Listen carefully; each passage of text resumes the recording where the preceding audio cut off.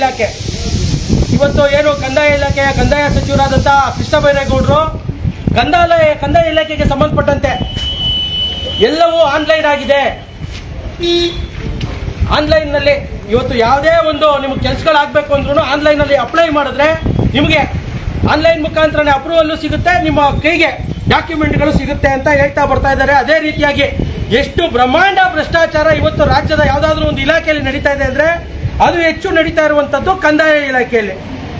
ನಾವು ಇವತ್ತು ಕಂದಾಯ ಇಲಾಖೆಗೆ ಸಂಬಂಧಪಟ್ಟಂತಹ ಸಬ್ ರಿಜಿಸ್ಟ್ರಾರ್ ಕಚೇರಿ ಏನು ಬೆಂಗಳೂರಿನ ರಾಜಾಜಿನಗರ ವಿಧಾನಸಭಾ ಕ್ಷೇತ್ರಕ್ಕೆ ಸೇರುವಂಥ ಲಗ್ಗೆರೆಯಲ್ಲಿ ಇರುವಂತಹ ಒಂದು ಸಬ್ ರಿಜಿಸ್ಟ್ರಾರ್ ಕಚೇರಿಯ ಮುಂಭಾಗದಲ್ಲಿ ನಿಂತಿದ್ದೀವಿ.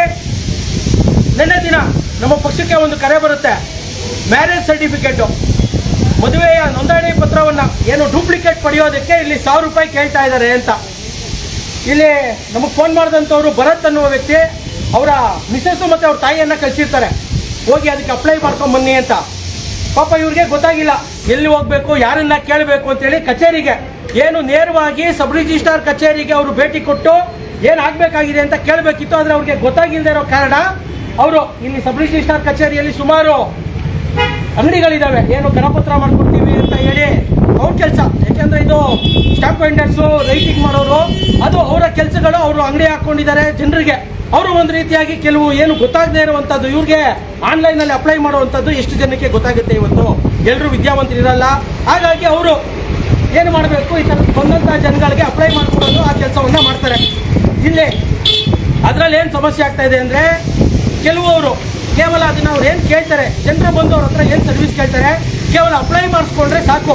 ಆದರೆ ಬಹುತೇಕವಾಗಿ ಏನಾಗುತ್ತೆ, ನೀವು ಅಪ್ಲೈ ಮಾಡಿಕೊಟ್ರೆ ಕೇವಲ 1 ವಾರ ಬೇಕು, 4 ದಿವಸ ಬೇಕು, 5 ದಿನ ಬೇಕು. ಆದರೆ ಅಪ್ಲೈ ಮಾಡೋದಕ್ಕೆ ಚಾರ್ಜಸ್ನ ಹೇಳಲ್ಲ. 1000 ರೂಪಾಯಿ ಕೊಡಿ, 2000 ರೂಪಾಯಿ ಕೊಡಿ ಅಂತ ಯಾವ್ಯಾವ ಡಾಕ್ಯುಮೆಂಟ್ಸ್ಗೆ ಒಂದೊಂದು ಅಂತ ಅವರು ನಿರ್ಧಾರ ಮಾಡ್ಕೊಂಡಿರ್ತಾರೆ. ಕೆಲವು ಡಾಕ್ಯುಮೆಂಟ್ಸ್ಗೆ ಇಷ್ಟಿಷ್ಟು ಅಂತ ಫಿಕ್ಸ್ ಮಾಡಿಕೊಂಡು ಅವ್ರು ಹೇಳೋವಂಥದ್ದೇನು, ನಿಮಗೆ ನಾಳೆದೇ ಬೇಕು, ನಾಡಿದ್ದೇ ಬೇಕು ಅಂದರೆ ಈ ರೀತಿಯಾಗಿ ನಾವು ಸಬ್ ರಿಜಿಸ್ಟ್ರಾರ್ ಕಚೇರಿಯಲ್ಲಿ ಕೆಲಸ ಮಾಡೋ ಸಿಬ್ಬಂದಿಗಳಿಗೆ ಇಷ್ಟು ಕೊಡಬೇಕು. ಹಾಗಾಗಿ ಇದಕ್ಕೆ ಏನು ನಾನು ಇವಾಗ ಮಾತಾಡ್ತಾ ಇದ್ದೀನಿ, ಮ್ಯಾರೇಜ್ ಸರ್ಟಿಫಿಕೇಟ್ಗೆ ಸರ್ಕಾರಕ್ಕೆ ಕಟ್ಟುವಂಥದ್ದು 140 ರೂಪಾಯಿ. ಅದ್ರ ಜೊತೆಗೆ ಅವರ ಸರ್ವಿಸು ಏನು ಅವರು ಡಾಕ್ಯುಮೆಂಟ್ಸ್ನ ಅಪ್ಲೋಡ್ ಮಾಡ್ತಾರೆ, ಅದಕ್ಕೊಂದು 100, 150, 200 ಅವ್ರು ಏನು ಫಿಕ್ಸ್ ಮಾಡ್ಕೊಂಡಿರ್ತಾರೆ ಮಾಡ್ಕೋಬೋದು. ಆದರೆ ಇದಕ್ಕೆ ಅವರು ಕೇಳಿರುವಂಥ ಹಣ 1000 ರೂಪಾಯಿ. ಕೊನೆಗೆ ಇವರು ಚೌಕಾಸಿ ಮಾಡಿದ್ಮೇಲೆ 950 ರೂಪಾಯಿಗೆ ಬಂದಿದೆ. ಏನಂತ ಹೇಳಿದ್ದಾರೆ ಅವರು, ಮೇಲಿರುವಂಥ ಸಿಬ್ಬಂದಿಗಳಿಗೆ ಕೊಡಬೇಕು, ಇಲ್ಲಾಂದರೆ ಅವರು ಮಾಡಲ್ಲ.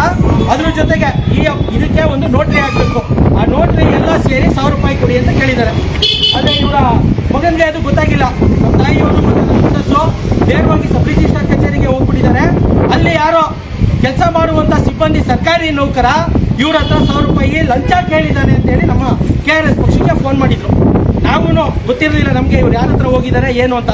ಮೋಸ್ಟ್ಲಿ ಯಾರೋ ಸರ್ಕಾರಿ ಅಧಿಕಾರಿಗಳು ಅಥವಾ ಸಬ್ ರಿಜಿಸ್ಟ್ರಾರ್ ಕಚೇರಿಯಲ್ಲಿ ಕೆಲಸ ಮಾಡುವಂಥ ಸಿಬ್ಬಂದಿ ಲಂಚ ಕೇಳಿರಬೇಕು ಅಂತ ಹೇಳಿ ನಾವು ಬಂದ್ವಿ. ಇವತ್ತು ಬಂದ್ಮೇಲೆ ಗೊತ್ತಾಯಿತು, ಇಲ್ಲ ಆ ಸಿಬ್ಬಂದಿ ಎಲ್ಲ ಇಲ್ಲಿ ಏನು ಅದೇ ವೃತ್ತಿ ಮಾಡ್ಕೊಂಡಿರುವಂಥವ್ರು ಯಾರೋ ಒಬ್ಬರು ಅಪ್ಲೈ ಮಾಡಿಕೊಟ್ಟಿದ್ದಾರೆ, ಅವರು ಅವರ ಫೀಸನ್ನು ಕೇಳಿದ್ದಾರೆ ಅಂತ.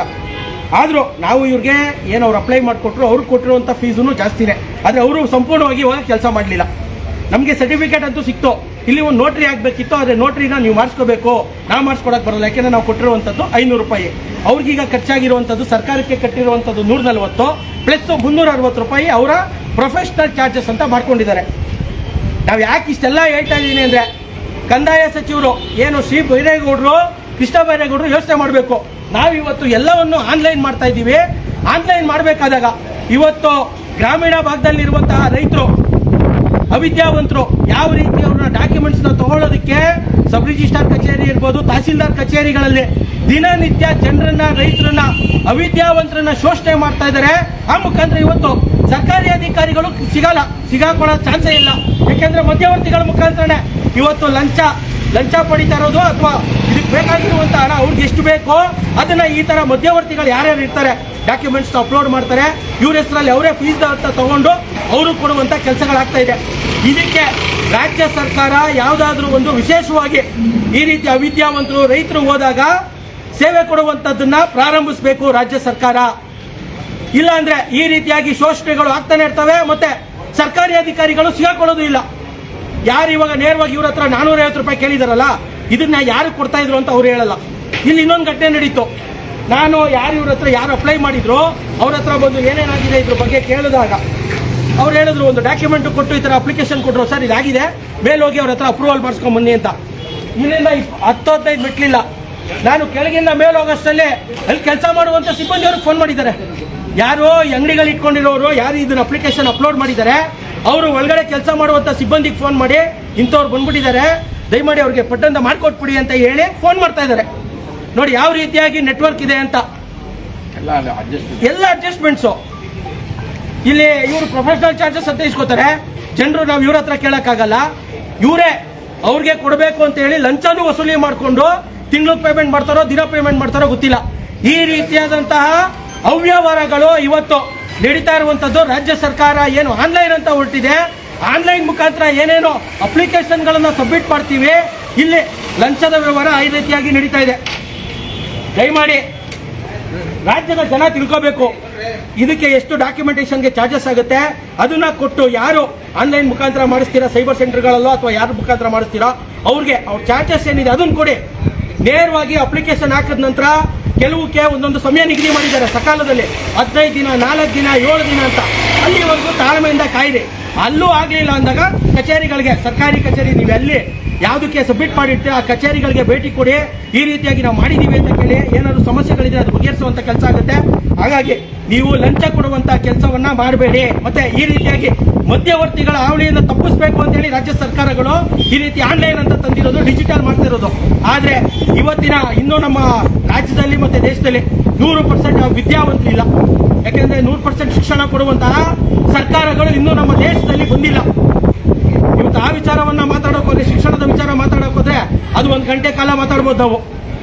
ಹಾಗಾಗಿ ಶಿಕ್ಷಣದ ವ್ಯವಸ್ಥೆಯನ್ನು ಸರಿಯಾಗಿ ಮಾಡದೆ ಇವತ್ತು ಡಿಜಿಟಲೈಸ್ ಅಂತ ಹೇಳಿ, ಡಿಜಿಟಲ್ ಅಂತ ಹೇಳಿ ಆನ್ಲೈನ್ ಅಂತ ಮಾಡಿರುವಂತಹ ಸರ್ಕಾರಗಳು ರಾಜ್ಯದ ಜನರ ಜೇಬಿಗೆ ಕತ್ರಿ ಯಾವ್ಯಾವ ರೀತಿ ಹಾಕಬಹುದು ಅದನ್ನೆಲ್ಲ ಮಾಡ್ತಾ ಇದೆ. ದಯಮಾಡಿ ರಾಜ್ಯದ ಜನ ಎಚ್ಚರಿಕೆಯಿಂದ ಇರಿ. ಏನು ಆನ್ಲೈನ್ ಅಂತಾರೆ, ನಿಮ್ಗೆ ಆಗ್ಲಿಲ್ಲ ಅಂದಾಗ ಸೈಬರ್ ಸೆಂಟರ್ಗೋ ಅಥವಾ ಆನ್ಲೈನ್ ಅಲ್ಲಿ ಯಾರ್ಯಾರು ಅಪ್ಲಿಕೇಶನ್ ಹಾಕೊಡ್ತೀವಿ ಅಂತಾರೋ ಕೇವಲ ಅಪ್ಲಿಕೇಶನ್ಗಳನ್ನ ಮಾತ್ರ ಹಾಕ್ಸಿ. ಅದಾದ ನಂತರ ಅದಕ್ಕೆ ಸಮಯಾವಕಾಶ ಎಷ್ಟು ದಿನ ಇದೆ ಅಂತ ಅವ್ರ ಹತ್ರನೇ ಕೇಳ್ಕೊಳ್ಳಿ. ಅದಾದ್ಮೇಲೆ ಸರ್ಕಾರಿ ಕಚೇರಿಗಳಿಗೆ ಭೇಟಿ ಕೊಡಿ.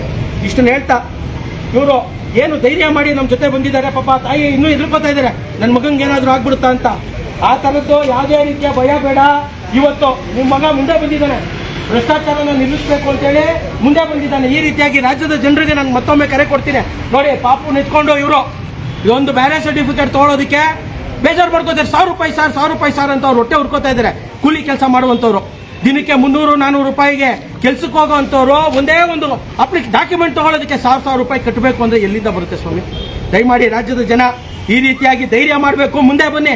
ಯಾರೇನು ಮಾಡೋಕ್ಕಾಗಲ್ಲ. ನಾವೇನ್ ಕೇಳ್ತಾ ಇದೀವಿ, ಭ್ರಷ್ಟಾಚಾರ ನಿಲ್ಲಿಸಬೇಕು, ಲಂಚ ಮುಕ್ತ ಕರ್ನಾಟಕವನ್ನು ನಿರ್ಮಾಣ ಮಾಡಬೇಕು ಅಂತೇಳಿ ಪಣ ತೊಟ್ಟು ಹೊರಟಿರುವಂತಹ KRS ಪಕ್ಷಕ್ಕೆ ನೀವೆಲ್ಲರೂ ಬೆಂಬಲ ಕೊಡಬೇಕು, ಕೈ ಜೋಡಿಸಬೇಕು, ಧೈರ್ಯ ಮಾಡಬೇಕು. ಯಾವನೇ ಸರ್ಕಾರಿ ಅಧಿಕಾರಿ ನಮ್ಮ ಹತ್ರ ಲಂಚ ಕೇಳಿದ್ರೆ ಇಲ್ಲ ನಾವು ಕೊಡಲ್ಲ, ಯಾಕೆ ಧೈರ್ಯ ಮಾಡ್ಬೇಕು. KRS ಪಕ್ಷಕ್ಕೆ ಹೇಳ್ತೀವಿ. ಇಲ್ಲ ಯಾರೋ ಮೇಡಮ್ ಹೇಳ್ತಾ ಇದ್ರು, ಏನು ಇದನ್ನ ಅಪ್ರೂವ್ ಮಾಡಿದಂಥವ್ರು, ಸರ್ ನಿಮ್ಮ KRS ಪಕ್ಷದವ್ರು ಒಬ್ರು ಇದ್ದಾರೆ ಸರ್, ನನಗೆಲ್ಲ ಫೋನಲ್ಲಿ ಹೇಳ್ಬಿಡ್ತಾರೆ, ನಾನು ಮಾಡ್ಕೊಡ್ತೀನಿ. ಅವ್ರು ಯಾರು ಅಂತ ನನಗೆ ನಿಜವಾಗ್ಲೂ ಗೊತ್ತಿಲ್ಲ.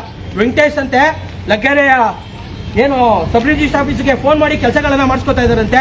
ದಯಮಾಡಿ ವೆಂಕಟೇಶ್, ನೀವು ಈ ಲೈವ್ನ ನೋಡ್ತಾ ಇರ್ತೀರಾ, ಪಕ್ಷದ ಜೊತೆ ಹಂಗೆ ತೊಡಗಿಸ್ಕೊಳ್ಳಿ, ಪಕ್ಷದ ಕೆಲಸಗಳನ್ನ ಮಾಡಿ, ಪಕ್ಷದ ಪ್ರಚಾರವನ್ನ ಮಾಡಿ. ಬರೀ ಇಲ್ಲಲ್ಲ, ನೀವು ಪ್ರಚಾರ ಮಾಡಬೇಕಾಗಿರೋದು ಈ ರೀತಿಯಾಗಿ ನೀವು ಮಾಡ್ಕೊಂಡಿರೋ ಕೆಲಸವನ್ನ ಲೈವ್ ಮುಖಾಂತರ ಜನರಿಗೆ ಹೇಳಿ, ಹೌದು ನಾನು KRS ಪಕ್ಷದ ಹೆಸರು ಹೇಳ್ಕೊಂಡು ಈ ರೀತಿಯಾಗಿ ಕೆಲಸಗಳನ್ನ ಲಂಚ ಇಲ್ಲದೆ ಮಾಡಿಸ್ಕೊತಾ ಇದ್ದೀನಿ ಅಂತ ನೀವು ಒಂದು ಲೈವ್ ಮಾಡಿ ಹೇಳಿ, ಸಕ್ರಿಯವಾಗಿ ಪಕ್ಷದ ಜೊತೆ ತೊಡಗಿಸ್ಕೊಳ್ಳಿ ಅಂತ ಹೇಳ್ತಾ ಮತ್ತೊಮ್ಮೆ ರಾಜ್ಯದ ಜನರಿಗೆ ಯಾವುದೇ ಕಚೇರಿ ಆಗಿರ್ಬೋದು, ಸರ್ಕಾರಿ ಕಚೇರಿಗಳಲ್ಲಿ ಲಂಚ ಕೊಡದಲ್ಲೇ ನಿಮ್ಮ ಕೆಲಸವನ್ನ ನ್ಯಾಯಬದ್ಧವಾಗಿ ನೀವು ಮಾಡಿಸ್ಕೊಳ್ಳಿ. ಅವ್ರು ಯಾರೇ ಅಧಿಕಾರಿ ಮಾಡ್ಕೊಡಲ್ಲ ಅಂತ ಹೇಳಿದ್ರೆ KRS ಪಕ್ಷದ ಗಮನಕ್ಕೆ ಅಂತಾನೆ ನಾವು ಅದನ್ನ ಮಾಡಿಸ್ಕೊಡ್ತೀವಿ ಅಂತ ಹೇಳ್ತಾ, ಭ್ರಷ್ಟರೇ ಕರ್ನಾಟಕ ರಾಷ್ಟ್ರ ಸಮಿತಿ ಪಕ್ಷಕ್ಕೆ ಲಂಚ ಮುಕ್ತ ಕರ್ನಾಟಕ, ಭ್ರಷ್ಟಾಚಾರ ಮುಕ್ತ ಕರ್ನಾಟಕ, ಬಸವಣ್ಣನವರ ಕಲ್ಯಾಣ ಕರ್ನಾಟಕ, ಕುವೆಂಪುರವರ ಸರ್ವೋದಯ ಕರ್ನಾಟಕ, KRS ಪಕ್ಷಕ್ಕೆ ಜೈ.